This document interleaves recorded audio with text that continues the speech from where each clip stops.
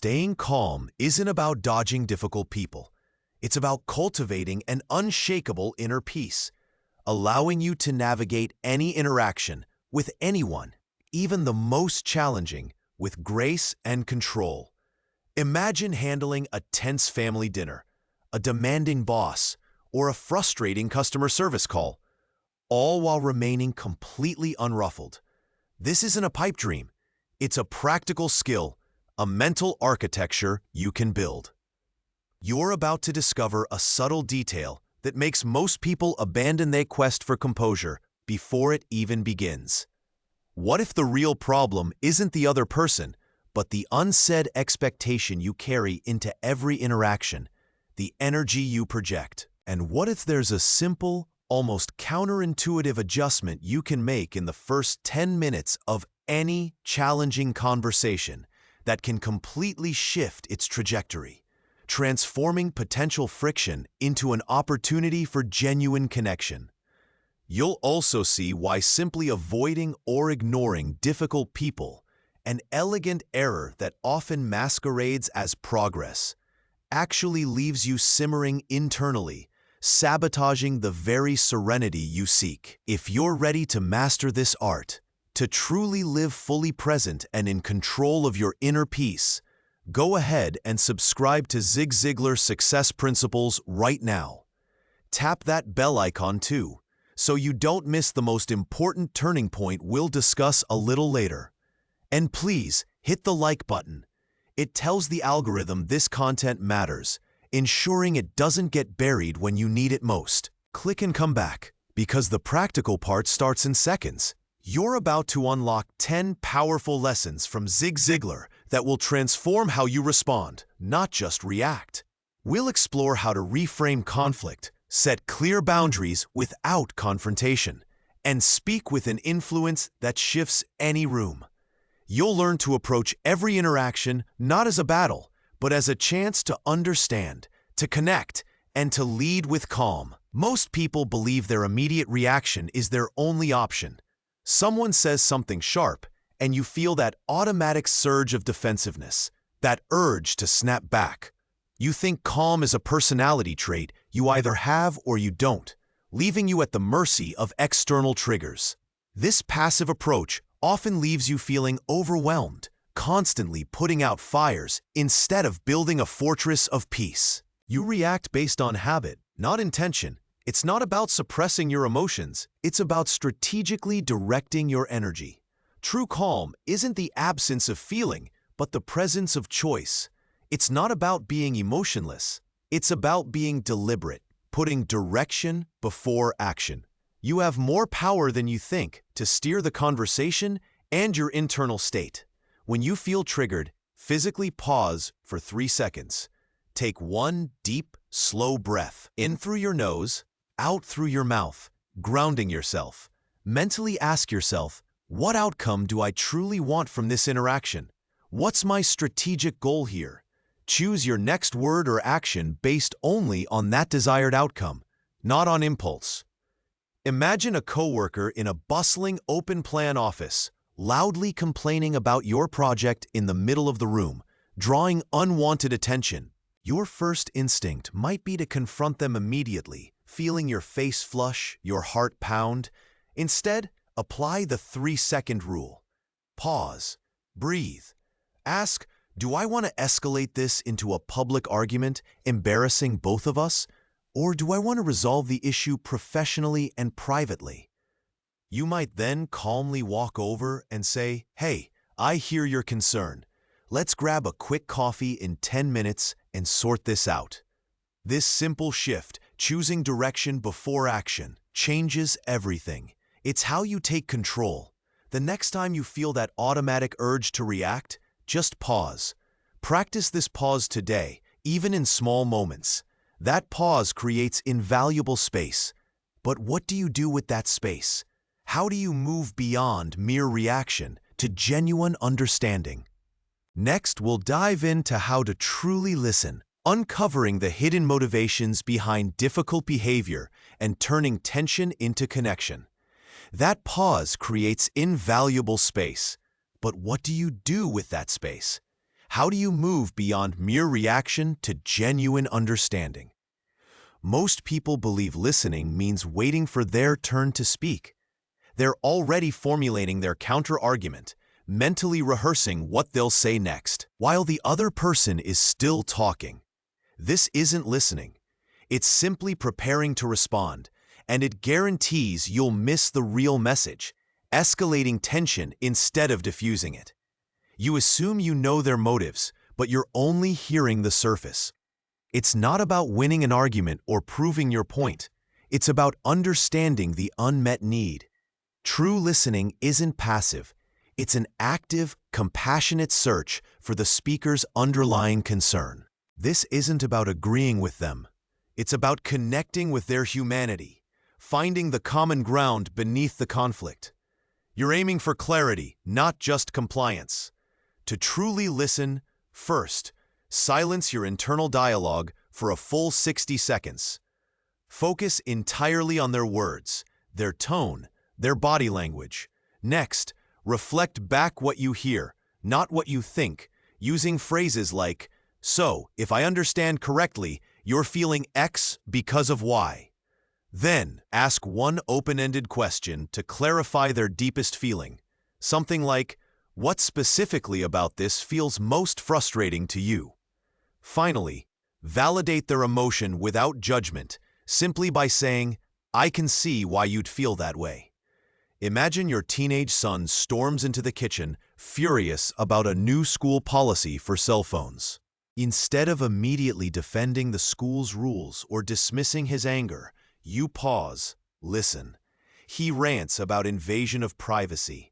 You then say, "It sounds like you're really frustrated with this new policy, and you feel it's a huge overreach, like your personal space is being invaded."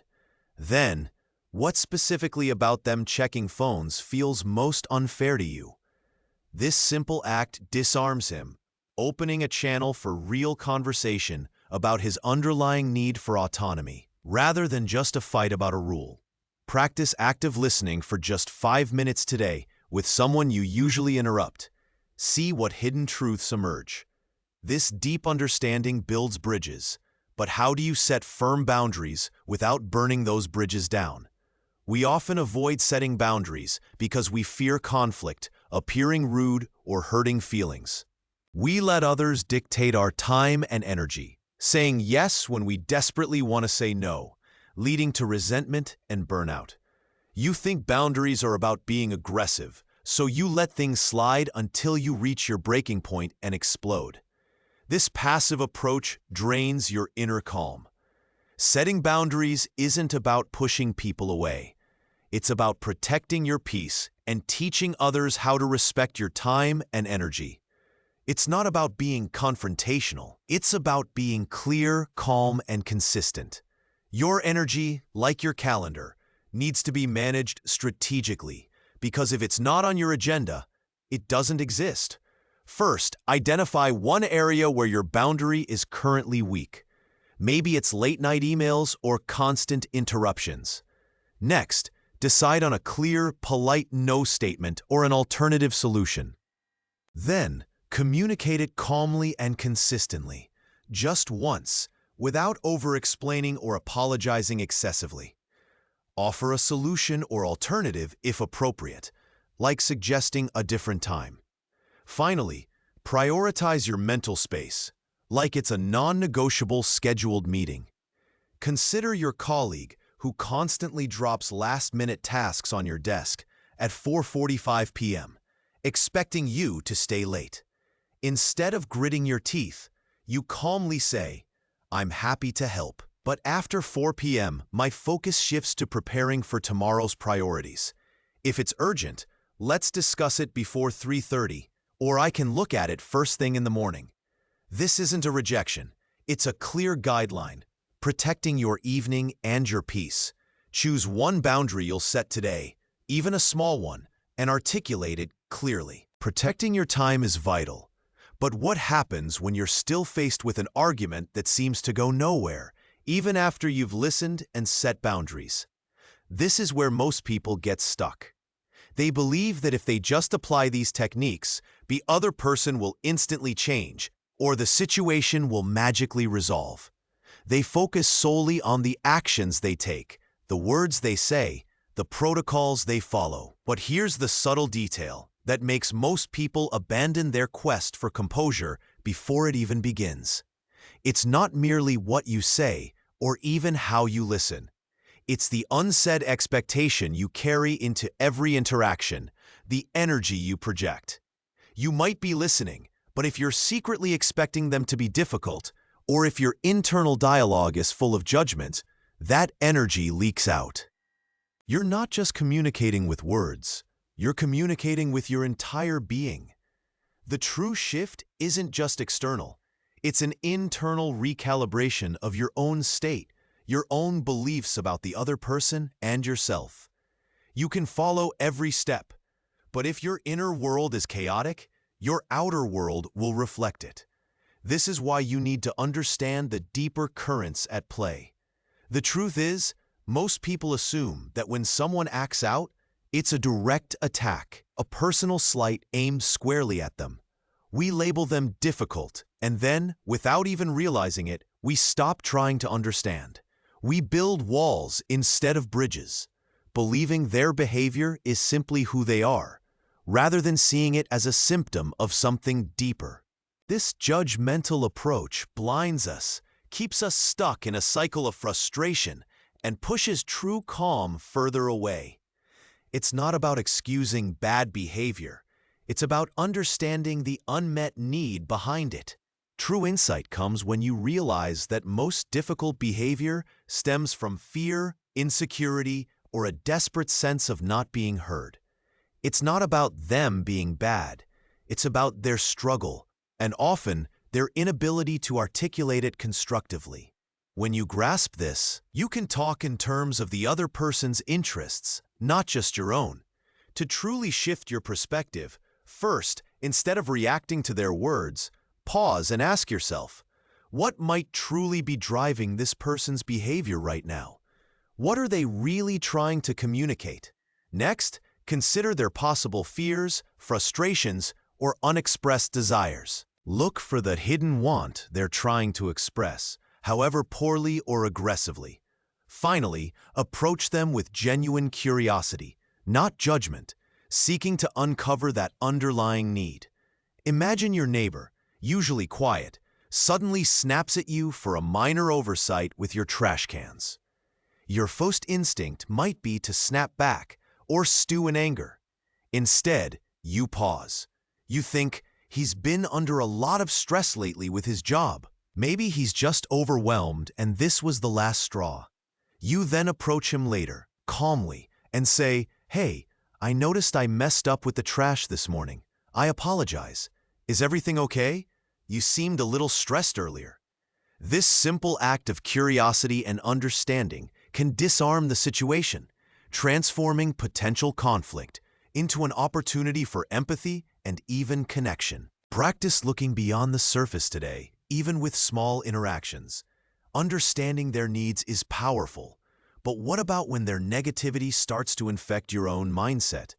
How do you protect your inner calm from external toxicity? We often allow challenging interactions to replay endlessly in our minds, rehashing grievances, or letting negative self-talk take root. We think, "I should have said X," or "Why do I always get stuck in these situations?" This internal monologue keeps the conflict alive long after the event is over, draining your energy and sabotaging your peace. You believe rumination is processing, but it's often just reliving the pain, keeping you trapped. Your internal dialogue isn't just noise. It's a powerful script you're writing for your own life. It's not about ignoring what happened. It's about reframing the narrative to serve your peace and growth. You need to exchange snooze for strategy, meaning you swap passive rumination for active, conscious redirection of your thoughts. First, immediately after a challenging interaction, dedicate just 5 minutes to a calm review. Next, identify one clear thing you learned about yourself or the other person from the experience. Then, consciously reframe any negative self-talk into a positive affirmation or a specific lesson learned. Like, I handled that with grace, and next time I'll focus on X. Finally, choose one specific actionable step to move forward, rather than replaying the past. Consider a tough conversation with a family member about holiday plans. Instead of dwelling on their stubbornness or your own frustration, you take 5 minutes. You realize you learned that they value tradition more than you thought. You reframe your internal script from "they're impossible" to "I understand their perspective better now." Your action? You decide to propose a new tradition that honors both old and new. This simple act of mindful processing prevents the emotional residue from lingering. For the next 24 hours, catch yourself replaying negative interactions and consciously reframe them. This cultivation of internal strength is crucial, and if you're finding this practical guidance valuable, you're not alone. Many people struggle with these exact challenges, and you're taking a powerful step by learning to master them. To help you cement these ideas, I've put together a concise, one-page checklist of these Ziglar principles ready for you to download. Just go to the pinned comment right now and type "inner peace" to unlock it. It's a simple way to have these strategies at your fingertips. And hit that like button to mark this commitment with yourself. Your comment not only gets you the checklist, but also tells the algorithm that you are serious about cultivating your inner calm. Cultivating this internal strength is crucial, but what about the actual words you use? How do you speak with conviction and influence, especially when the stakes are high, without losing your calm? Most people believe that to be heard, you have to be loud, aggressive, or dominate the conversation. They think impact comes from force, from winning arguments through sheer volume or clever comebacks. This often escalates conflict, creates defensiveness, and ultimately leaves everyone feeling unheard and disrespected. You assume persuasion is about overpowering when it's truly about connecting. Speaking with influence isn't about overpowering. It's about connecting, inspiring, and guiding. It's not about being the loudest. It's about being the clearest, the most composed, and the most intentional. Your words carry weight when they come from a place of calm authority, not frantic reaction. You need to craft your message not just for what you want to say, but for what the other person needs to hear. To speak with calm influence, first, before you even open your mouth, clearly define your single most important message. Next, frame your message in terms of the other person's interests or benefits, not just your own. Then, deliver it with a steady, even tone, maintaining eye contact and pausing strategically to allow your words to land. Finally, be prepared to listen to their response without interruption, reinforcing the cycle of calm engagement. Imagine you're in a high-stakes meeting with a client who is visibly upset, demanding immediate changes to a project. Your initial impulse might be to defend your team's work, to push back. Instead, you pause. You remember your single most important message. We are committed to delivering a high-quality solution that meets your needs. You then reframe their demands not as an attack, but as a desire for security and success. You say calmly, "I understand your concerns about the timeline, and our priority is to ensure this project delivers exactly what you envision, on schedule. Let's walk through the current plan to see where we can best address your specific points." You maintain eye contact, your voice steady, and then you genuinely listen to their detailed feedback without interruption. This approach transforms a confrontational stance into a collaborative problem-solving session, not a battle. Practice this structured communication in your next important conversation. See how clarity, not volume, commands respect. But what happens when you're dealing with someone whose emotional intensity feels overwhelming, threatening to derail your hard-won calm? Most people let other people's emotions dictate their own state. You walk into a room where someone is angry, and suddenly you feel that same tension rising within you. You absorb their frustration, Take their negativity personally and find yourself reacting to their mood rather than to the actual situation.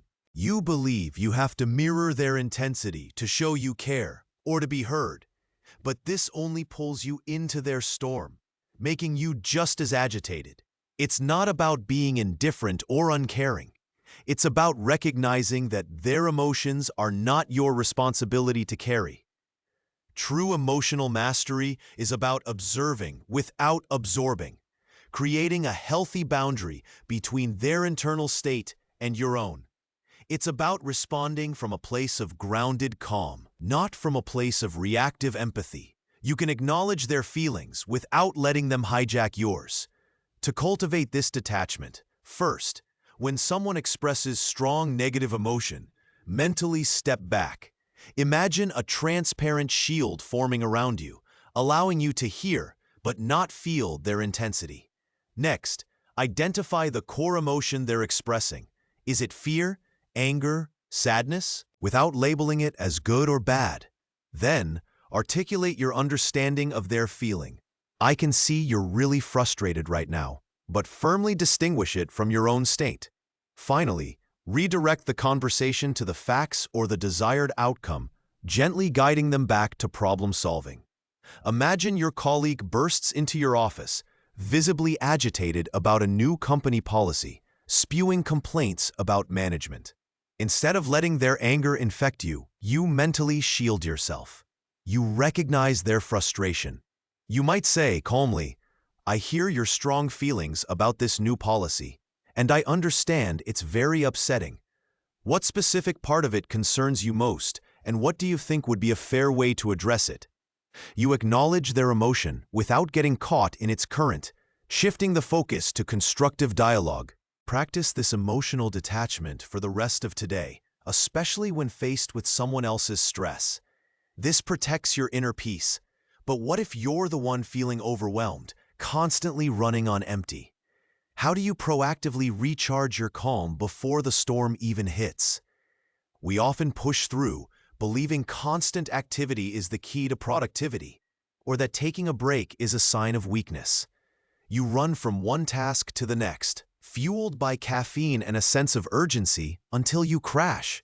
This relentless pace depletes your reserves, making you irritable, less patient, and more prone to losing your calm when difficult situations inevitably arise. You think snooze means rest, but it often means delaying the inevitable breakdown. You need to exchange snooze for strategy. Strategic breaks aren't a luxury. They are essential tools for sustained peak performance and unwavering calm. It's not about stopping work. It's about recalibrating your focus and restoring your energy so you can return sharper, more patient, and more effective. You need to design your day with intentional moments of mental and emotional reset. To proactively recharge, first, schedule at least one 10-minute micro break for every 90 minutes of focused work. Next, during that break, completely disconnect from your tasks. No emails, no social media, just a physical and mental shift. Then, engage in a simple mindful activity, a short walk outside, 5 deep breaths, or listening to one song. Finally, before returning to your work, mentally affirm your intention to re-engage with clarity and composure. Consider a project manager facing back-to-back virtual meetings, feeling the pressure mount. Instead of just powering through, they build in a 10-minute gap between meetings. During that gap, they step away from the screen, walk to the kitchen for a glass of water, look out the window, and take 3 deliberate breaths. They don't check their phone. They then return to the next meeting feeling refreshed, ready to engage with a clear head rather than carrying the fatigue of the previous hour. This intentional reset, this exchange of snooze for strategy, prevents burnout and fortifies your calm, making you more resilient in every interaction. Schedule one intentional micro reset into your day tomorrow, even if it's just 5 minutes of quiet. See how a small pause creates massive leverage, restoring your mental clarity and emotional strength. These strategies build profound resilience, but how do you apply them consistently, day after day, making them an ingrained part of your very identity.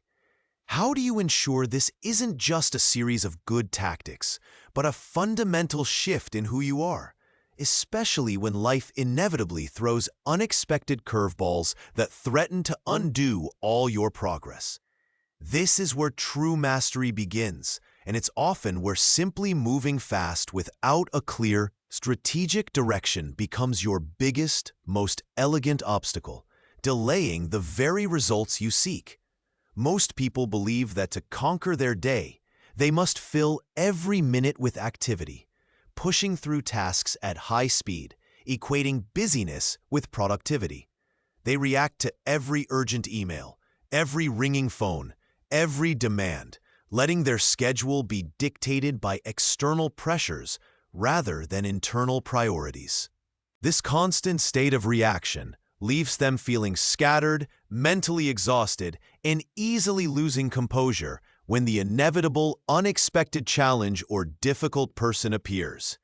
You think being perpetually busy means you're effective, but often it just means you're overwhelmed, running on a hamster wheel of urgency, always putting out fires, instead of building a resilient fortress of calm.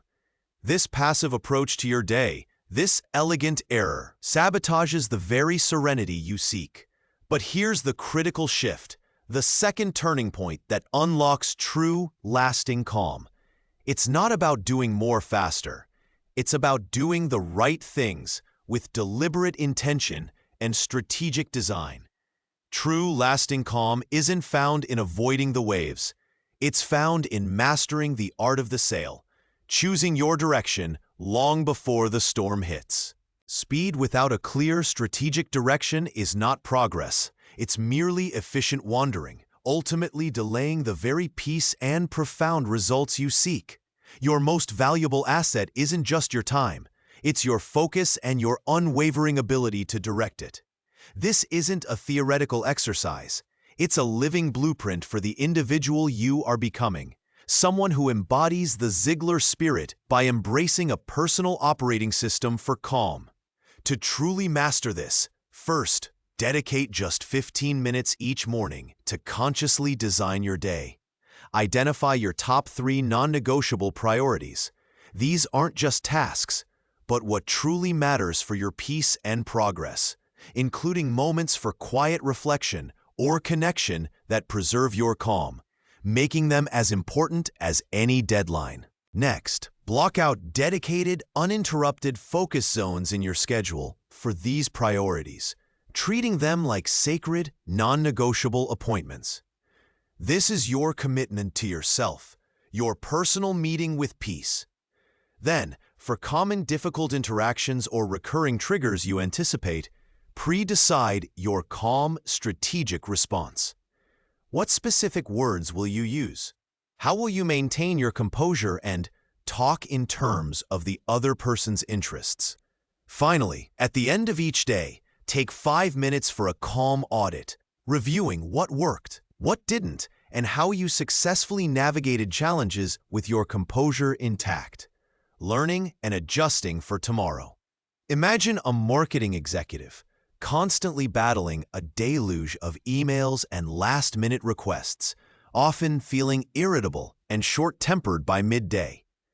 They used to jump straight into their inbox, letting client demands dictate their entire morning, always feeling behind. Now they start their day by designing it. For 15 minutes over coffee, they identify their top 3, craft Q3 strategy, connect meaningfully with a key team member, and 20-minute silent walk in the park. They block these on their calendar, treating them as vital. When an urgent, non-critical email arrives during their strategy zone, they don't open it. They remember their pre-decided response. I'll address non-urgent matters after my focused work. This proactive design isn't about rigid control. It's about creating an internal compass, allowing them to navigate the day on their terms, making strategic engagement their default. This isn't just about managing tasks. It's about managing your energy, your focus, and ultimately, your inner peace. Tomorrow, dedicate those first 15 minutes to designing your day with intention. Decide your priorities before the day decides them for you. See how this simple act empowers you. This kind of proactive design transforms your entire approach to challenges, turning potential friction into opportunities for genuine connection and understanding. It's how you shift from merely reacting to truly living, fully present, fully in control of your most valuable asset, your inner peace. This deliberate cultivation of calm, this strategic engagement, becomes your shield and your guide. You are stepping into the identity of someone who doesn't just talk about calm, but lives it, breathing peace and understanding into every room they enter, every conversation they engage in. But what does this look like in the long term? How do you embed this into your very identity, making it your default setting so that unwavering calm is simply who you are, no matter the external storm? This isn't just about a set of tactics. It's about a fundamental shift in your personal operating system, a deliberate cultivation of calm that becomes your default setting. It's how you embed these principles into your very identity so that unwavering composure is simply who you are, no matter the external storm. You are stepping into the identity of someone who embodies the Ziglar spirit, a person who doesn't just talk about calm, but lives it, breathing peace and understanding into every room they enter, every conversation they engage in. This is your living blueprint, not for avoiding the waves, but for mastering the art of the sail. To cement this new unwavering calm, here is your 24-hour plan. 5 clear actions that will transform your days starting now. First, tomorrow morning, dedicate just 15 minutes to consciously design your day, identifying your top 3 non-negotiable priorities for peace and progress, blocking them out as sacred appointments. Then, throughout your interactions, practice the 3-second pause, choosing direction before action, asking yourself what outcome you truly want before you speak. Also, commit to active listening for 5 minutes in one conversation, silencing your internal dialogue to truly understand the unmet need behind another person's words. And remember to articulate one clear boundary, calmly and consistently, protecting your energy, because if it's not on your agenda, it doesn't exist. Finally, schedule and honor at least one intentional 10-minute micro reset, exchanging snooze for strategy, completely disconnecting to recalibrate your focus and restore your calm. These aren't just steps. They are commitments to yourself, to the person you are becoming, someone who navigates the storm not by avoiding it, but by mastering the art of the sail, applying Ziglar's lessons to talk in terms of the other person's interests, to arouse an eager want, and to lead with unshakable calm. This journey, beginning now, isn't just about managing difficult people. It's about truly living, fully present, fully in control of your most valuable asset, your inner peace. The choice to embrace this transformation is yours, and the next steps to cement this new unwavering calm are clearer than you might imagine. If you found this guide valuable, if you're ready to truly live these principles, go ahead and hit that like button right now. It's a powerful signal to the algorithm and to yourself that today you choose to direct your day, to lead with calm. And if you haven't already, subscribe to Zig Ziglar Success Principles and tap the bell icon.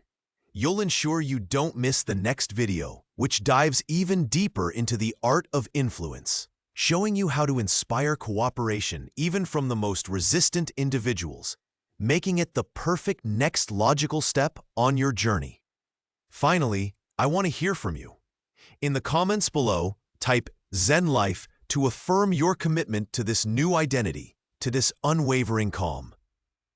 And if you know one person, just one, who desperately needs to hear these lessons, share this video with them. You might just change their day, their week, or even their life.